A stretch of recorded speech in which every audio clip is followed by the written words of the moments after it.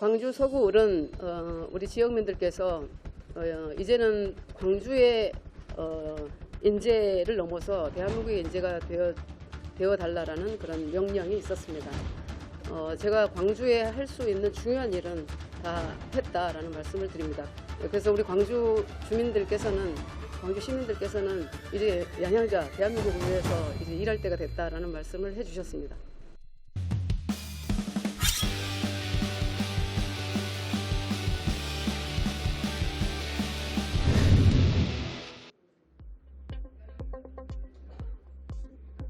벌써 감동이 막 오는데.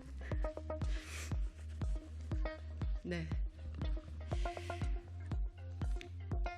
존경하는 국민 여러분, 개혁신당 원내대표 국회의원 양향자입니다. 저는 22대 국회의원 선거에서 용인시 갑 처인구에 출마하겠습니다. 용인은 양향자의 꿈이 시작된 곳입니다. 1985년 여상을 채 졸업하기도 전에 18살 양향자가 입사한 곳이 당시 용인의 삼성반도체 통신 주식회사였습니다.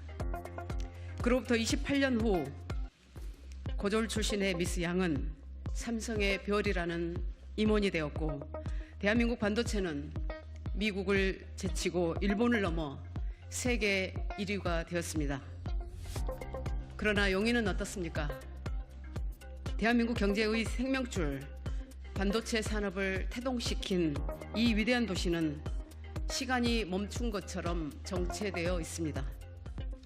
이제 양향자가 용인의 심장을 깨우겠습니다. 경기도의 변방에서 대한민국의 중심으로 세계 반도체 수도로 용인을 바로 세우겠습니다. 대한민국의 미래는 과학기술과 첨단 산업에 달려 있습니다. 핵심은 반도체입니다. 반도체가 경제이고 외교이자 안보인 시대, 반도체 산업 경쟁력 없이 대한민국의 미래도 없습니다. 문재인 정부도 윤석열 정부도 용인을 중심으로 한 K반도체 벨트를 최우선 미래 전략으로 삼았습니다. 그러나 정쟁에 밀려 지원은 뒷전입니다. 저는 여야를 넘나드는 대한민국 반도체 위원장으로서 용인을 중심으로 반도체 클러스터를 세워야 한다는 K벨트 전략을 최초로 설계했고 300조 원의 용인 투자를 이끌어낸 K칩스법을 대표 발의에 통과시켰습니다. 용인 클러스터의 시작도 완성도 양향자입니다. 대한민국 반도체는 세 가지를 넘어서야 합니다. 첫째는 미국, 중국, 일본, 대만 등 경쟁국이고, 둘째는 대기업 특혜론으로 첨단 산업 발전을 가로막는 민주당이며, 셋째는 9조 원 규모의 용인 특화단지 인프라 예산을 단 1원도 편성하지 않은 윤석열 대통령과 국민의 힘입니다. 양향자는 이 세력들과 싸워온 유일한 국회의원입니다. 저는 오늘 처인구를 세계 반도체 수도로 만들기 위해 다음 4가지를 약속합니다. 첫째, 2028년까지 용인 반도체 특화단지를 가동시키겠습니다. 8년간 질질 끌면서 공장을 가동하지 못했던 용인 하이닉스 사태를 반복하지 않겠습니다. 미국과 중국은 부지 선정부터 가동까지 2년이면 완료합니다. 주변 지역 보상과 인허가 절차를 올해까지 마치고 내년 상반기 중으로 착공해 2028년 공장을 가동시키겠습니다. 긴급 국비 지원을 요청하고 내년 예산을 대폭 증액시키겠습니다. 둘째, 교통 불편을 해소하겠습니다. 반도체 클러스터와 주변을 이어주는 반도체 고속도로를 개통하겠습니다. 용인터미널에서 동탄, 평택, 수원역으로 향하는 직행 셔틀버스도 최대한 빨리 운행하겠습니다. 셋째, 명품 교육 도시를 만들겠습니다. 첨단 산업의 핵심은 인재입니다. 반도체 마이스터고와 영재고를 비롯해 용인 지상작전사령부 군인 및 경찰, 소방, 공무원 자녀를 위한 자사고를 설립하겠습니다. 인재가 넘치는 처인구로 만들겠습니다. 넷째, 수준 높은 문화도시를 조성하겠습니다. 처인구에 스타필드와 같은 대형 쇼핑몰을 유치해 구민들이 풍요로운 문화생활을 영위할 수 있게 하겠습니다. 고졸 출신 양양자가 삼성 임원의 꿈을 품었을 때 모두가 비웃었습니다. 그러나 해냈습니다. 일본의 10년은 뒤처진 반도체 기술을 세계 1위로 끌어올린다고 했을 때 모두가 비웃었습니다. 그러나 해냈습니다. 초선 양양자가 과학기술과 첨단산업을 중심에 둔 신당을 만든다고 했을 때 모두가 믿지 않았습니다. 그러나 해냈습니다.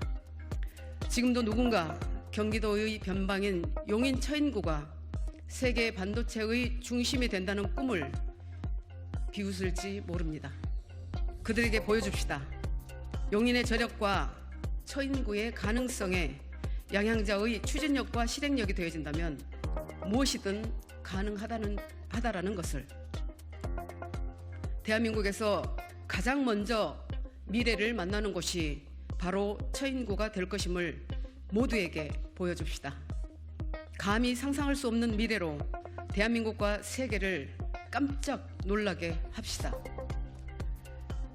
존경하는 처인구민 여러분, 불명예스럽게도 처인구의 국회의원들은 17대부터 모두 징역형을 받아 구속 수감되었습니다. 임기를 채우지 못한 사례도 2건이나 됩니다. 그 사이 지역 발전은 멈추고 처인구민의 삶은 곤두박질 쳤습니다. 이것이 지난 20년간 민주당과 국민의힘 국회의원들의 성적표입니다. 어제도 참고 오늘도 참고, 그러나 내일도 참을 수는 없습니다. 이제는 바꿔야 합니다. 이번 총선은 한국 정치를 개혁해 과학기술과 첨단산업을 국정의 중심으로 세우는 선거입니다. 부민 강국, 국민이 잘 사는 부강한 나라, 양양자가 오랫동안 준비한 비전이 펼쳐지는 선거입니다. 그 도전을 처인구민과 함께 시작하겠습니다. 양양자가 용인 처인구를 가장 먼저 미래로 옮겨놓겠습니다. 어린 나이에 아버님을 여의고 홀로 남은 어머니와 동생들을 부양하기 위해 광주를 떠나온 저에게 용인은 희망의 도시였습니다. 40년 전 18살 양양자에게 주셨던 그 희망의 메시지, 이제 용인 시민들에게 돌려드리겠습니다. 반드시 승리하겠습니다. 감사합니다.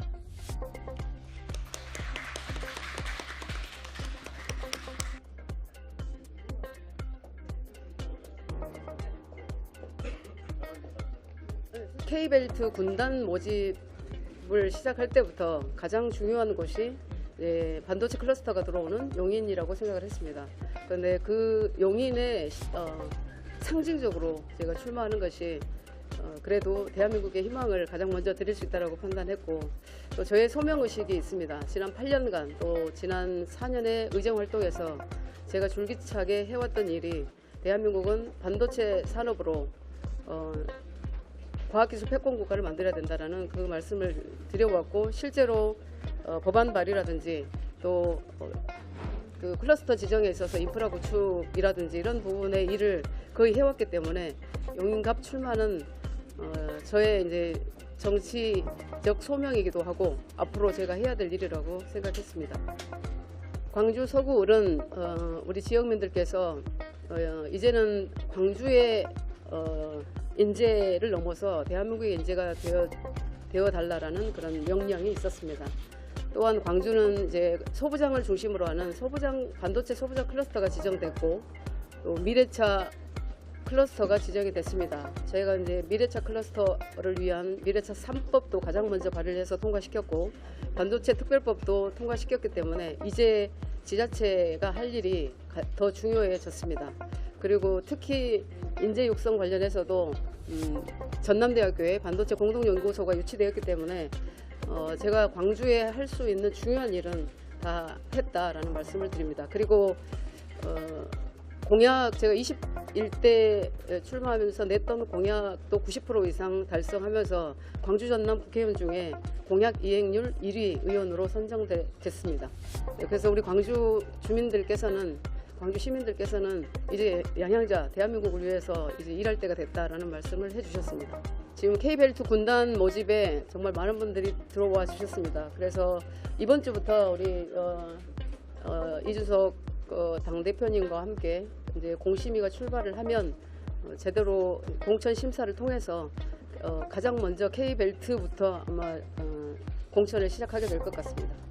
한 질문 받기 앞서가지고 우리 양양자 대표님께 결국 많은 국민들이 주목하게 될 양양자 대표님의 스토리라고 하는 것은 결국 아까 출마 선언을 밝히신 것처럼 정말 어려운 도전을 통해 가지고 그 시기에 사다리를 밟아 올라가 가지고 성공하는 터전으로서 용인의 의미를 좀 봐주셨으면 하는 그런 생각입니다. 그래서 아마 양양자 대표님을 보고 또 용인에 있는 많은 젊은 사람들도 좀 비슷한 희망과 꿈을 꾸게 될 것이라 확신하고 저희 개혁신당의 모든 구성원은 양양자 대표님의 당선을 돕기 위해 가지고 많은 노력을 할 것이고, 그래서 저희가 아직 예고되지 않은 일정이지만 공개하자면은 저희는 이번에 서울 귀성 인사도 수서역으로 가가지고 아무래도 동탄이나 용인 지역 이런 쪽에 가까운 쪽에 있는 분들이 많이 인사할 수 있도록 할 것이고, 그리고 또 저희 라보 정책 홍보 차량을 타고 또 설 기간에도 저희가 양양자 대표님의 그 K벨트나 아니면 또 반도체 산업 육성에 대한 인재 육성에 대한 여러 가지 정책을 홍보하는 기회를 갖겠다 이렇게 말씀드립니다. 뭐 첫째로 선거제에 대해 가지고는 이재명 대표가 뭐 이번에 입장 발표하면서 본인의 여러 가지 고민을 열거하셨습니다. 근데 사실 이재명 대표께서 대선 과정에서 이미 확약하신 것이고, 그에 더해 가지고 과거에 민주당이 주도해 가지고 통과시킨 선거법입니다.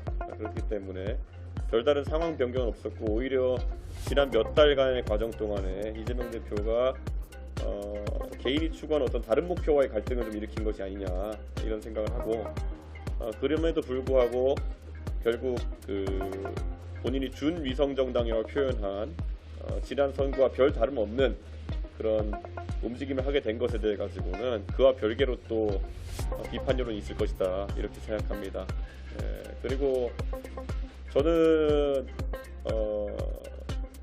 뭐 한동훈 위원장 같은 경우에는 항상 이재명 대표에 비해서 도덕적 우위라든지 아니면 준법성을 강조하는 것 같은데, 이재명 대표는 그런 선택을 다 치고 평생 준사법의 영역에서 삶을 살아오신 한동훈 위원장께서는 그 현재 선거법에 준하는 그런 어떤 정치 행위를 하실지, 아니면 본인이 또 어떤 다른 레토릭으로 이것을 회피하려고 하실지 기대가 됩니다. 원래 검사는 불만 없이 법을 집행하는 사람 아니겠습니까? 법에 대해서 다른 해석을 하는 집단이 아닌 걸로 알고 있는데, 선거법에 대해 가지고는 취지에 맞지 않는 다른 해석을 할 것 같다. 그리고 이미 그런 준비를 하고 계시다고 들었습니다. 그래서 법과 원칙에 따라서 한다는 주장 앞으로 하지 않으셔도 될 것 같습니다. 만약에 어떤 다른 판단을 하신다면. 예. 새로운 미래와의 연합에 대해서 말씀하셨죠. 저희는 개혁신당과 한국의 희망이 합당을 성공하게 된 중요한 이유가 가치와 비전에 함께한다라는 거였습니다. 특히 과학기술 정책을 국정 운영의 중심에 두겠다라는 한국의 희망의 방향과 또 정강정책에 넣어서 당 중심에 두겠다라는 그런 강령을 함께 하기 때문에 가능했고, 일관되게 저희가 말씀드렸던 것은 어떤 세력도 가치와 비전과 철학과 목표를 같이 한다면 열려있다 이런 말씀을 드리고 있습니다. 그래서 다 열려있다. 그리고 이제는 어려움이 예상되지만 이야기를 할 시간이 되었다, 논의를 할 시간이 되었다 이렇게 말씀드리겠습니다. 그리고 오늘 제가 페이스북에 방금 전에 쓴 내용이 있습니다. 이게 양당 간의 경쟁 또는 일정 사안에 대한 협력이라는 것이 건설적으로 이루어져야 되는데 최근에 양당 지지자들 간에 다소 감정적인 이런 움직임들이 보이는 것 같아서 제가 개혁신당 대표로서 먼저 개혁신당의 당원과 지지자분들께 일희일비하지 않고 향후 한 1, 2주간의 정치적 일정에 대해 가지고 대응해 달라 이렇게 부탁을 드렸습니다. 그렇기 때문에 아마 이낙연 대표께서도 아마 비슷한 취지로 화답해 주시기를 좀 기대하고 있고 이 제3지대라고 하는 것이 이해타산적인 어떤 그런 논쟁보다는 무엇이 현재 기성정당과 다른가를 보여주는 그런 경쟁의 시간이 있었으면 좋겠다 이런 생각입니다.